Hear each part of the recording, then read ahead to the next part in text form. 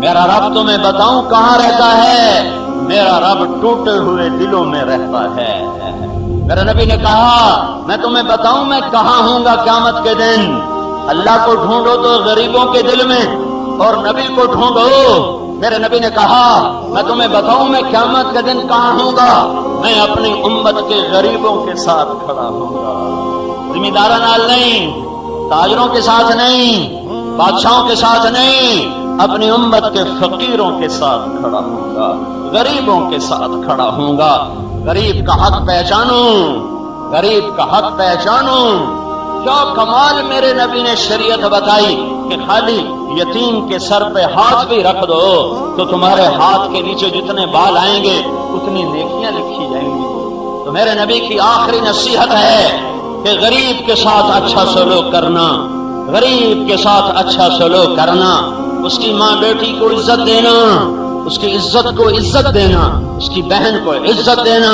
اے نہیں پانی اچا نیوا لگ گیا، نہ بھی ماں چھڈی نہ بہن چھڈی، ڈرائیور کو گڈی لگ گئی، نہ ماں چھڈی نہ بہن چھڈی، نوکر کو پیالہ ترٹ گیا، نہ ماں چھڈی نہ بہن چھڈی، صرف ٹھڈی چاہ آ گئی تے بچیاں نو 100 من دیاں گالی کٹ دین۔ انہاں کناں نال سنیاں ہوئیاں۔ میرے بھائیو، جن کو اللہ نے ملازم دیے ہیں، ڈرو ڈرو ڈرو ڈرو اس دن سے جب ان ملازموں کا ہاتھ ہوگا تمہارا گریبان ہوگا۔ میرا نبی فقیر بن کے دنیا سے گیا، وہ فقیروں کے حقوق بتا کر گیا کہ میری امت کے غریبوں کے ساتھ اچھا سلوک کرنا، میری امت کے فقیروں کے ساتھ درگزر کرنا۔ تمہارا نوکر تمہارا کام ٹھیک نہیں کرتا، چھٹی کرا دو، فارغ کرنا، کوئی ظلم نہیں۔ گالی دینا، مار پیٹ، ہاتھ اٹھانا، ماں بیٹی کی گالی دینا ظلم ہے، ظلم ہے، ظلم ہے۔ میرے نبی کی آخری نصیحت، میری امت نماز نہ چھوڑنا۔ اور یہ نیت تو کر لو، نیت کرتے ہو تو میرے بھائیو، یہ میرے محبوب کی آخری وصیت ہے کہ نماز نہ چھوڑنا۔ نیت کرتے ہو سارے؟ دوسرا حصہ، اللہ کے بندوں سے حسن سلوک کرو، کم از کم درجہ ہے آج توبہ کر کے اٹھو، کسی کو ماں بیٹی کی گالی نہ دینا، کسی کو ماں بیٹی کی گالی نہ دینا، زبان پہ جھوٹ نہ ہو، زبان پہ غیبت نہ ہو۔ اور صرف نوکر مراد نہیں ہے، سارے افراد امت مراد ہیں۔ ماں باپ زندہ ہیں، ان کی دعا لو، ان کی ہائے نہ لو، ان کی بد دعا نہ لو۔ ماں باپ کی دعا عرشوں تک انسان کو پہنچا دیتی ہے، اور ماں باپ کی دعا وہ تحت الثری، دوزخ کے آخری کھڈوں تک انسان کو دھکا دے دیتی ہے۔ انسان سوکھ کے کانٹا ہو جائے بندگی کرتے کرتے، لیکن اگر ماں باپ کو دکھ دیتا ہے تو اس کی عبادت اس کے سر کے اوپر نہیں جاتی، ایک بالش تو اوپر نہیں جاتی۔ میرے نبی کا فرمان ہے جو ماں باپ کو محبت کی نظر سے دیکھ لے، صبح سے شام تک جنت میں 2 دروازے اس کے کھول دیے جاتے ہیں۔ اور میرے نبی جنت میں تشریف لے گئے، آپ نے قرآن کی تلاوت سنی، آپ نے فرمایا یہ کون تلاوت کر رہا ہے؟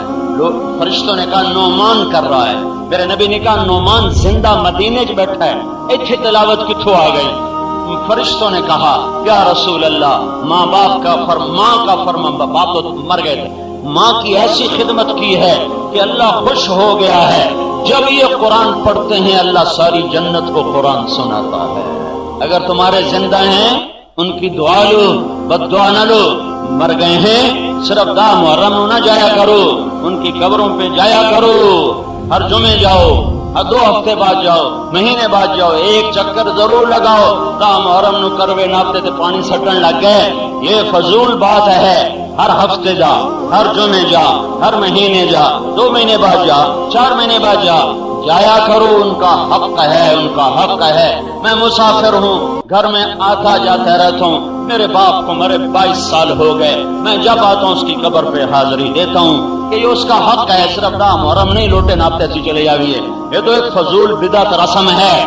ہمارے ماں باپ کا حق ہے، اگر وہ مر گئے ہیں جہاں ہو ان کے لیے نفل پڑھو، ان کے لیے قرآن پڑھو، ان کے لیے صدقہ کرو، ان کے قبر کے قریب آ گئے ہو ضرور قبر پہ جا کر فاتحہ پڑھو، دعا کرو، ان کے لیے ہر وقت دست بدعا رہو۔ اگر زندہ ہیں تو ان کی آنکھوں کی ٹھنڈک بنو، ان کی بد دعا نہ لو۔ اللہ تعالیٰ نے اولاد دی ہے تو ان کی تربیت کرو کہ وہ اللہ کا حق پہچانے، اللہ کے رسول کا حق پہچانے اور وہ اپنی شریعت کو پہچانے، تاکہ تمہارے بعد تمہارے لیے ہاتھ تو اٹھا سکیں۔ یہ نہ ہو کہ کرائے کے بلانے پڑے، مولوی صاحب ختم پڑھ چھڑیا جے، چھوڑ گھر چھڈو، میرے پیو واسطے قرآن پڑھ چھڈن، کوئی چھوڑا دا پیو مریا کہ میرا پیو مریا ہے؟ کون کسی کے لیے پڑھتا ہے؟ خود پڑھو، اولاد کو اس قابل بناؤ کہ تمہارے بعد تمہارے لیے کچھ پڑھ سکیں۔ بیویوں کے ساتھ حسن سلوک کرو، میرے نبی کا فرمان ہے بہترین مسلمان وہ ہے جو بیوی کے ساتھ اچھا سلوک کرتا ہو، اور میرے نبی کا فرمان ہے میری شریعت میں سجدہ ہوتا تو میں بیوی سے کہتا خامند کو سجدہ کرے، دونوں کو برابر کے حقوق بتائے۔ اپنے ماں باپ کی وجہ سے بیویوں پہ ظلم نہ کرو، اور بیوی کی وجہ سے ماں باپ پہ زیادتی نہ کرو۔ بہت زیادہ عجب معاشرہ ہے ہمارا، ماں باپ خود بیٹیاں لے کر آتے ہیں کسی کی بیاہ کر، ڈولی اٹھا کر، چوتھے دن جتی ہاتھ سے چوندی تو سر اس آمن والی بچی دا ہوندا ہے، ادو سس مار رہی ہے، ادو سورا مار رہا ہے، ادو کوئی دوسرا اٹھ کے ذلیل کر رہا ہے۔ جاؤ میرے محبوب کی شریعت سیکھو، کسی کی بیٹی کو لانے سے پہلے شریعت پڑھ لو کہ اس آنے والی کا کیا حق ہے، میں اس کی وجہ سے، میں ماں باپ کی وجہ سے اس پہ ظلم نہ کر جاؤں، اور اس کی وجہ سے ماں باپ پہ ظلم نہ کر جاؤں۔ ماں باپ کا ظلم گھروں کو اجاڑ چکا ہے، گھر اجڑ گئے، گھر برباد ہو گئے کہ لوگوں کو پتہ نہیں میری ماں بس میری ماں ہے، بس میری ماں، تو تیری ماں تو ہے، تو تیری ماں کی کوئی حد تو ہے، اس حد سے آگے تم مانے گا تو ظلم ہو جائے گا۔ تیری بیوی ہے، میری بیوی ہے، میں کی کراں، تیری بیوی ہے اور اس کی کوئی حد ہے، اس سے آگے جائے گی تو ماں پہ ظلم ہو جائے گا۔ تو ماں کی وجہ سے بیوی پہ ظلم نہ کرو، بیوی کی وجہ سے ماں پہ ظلم نہ کرو۔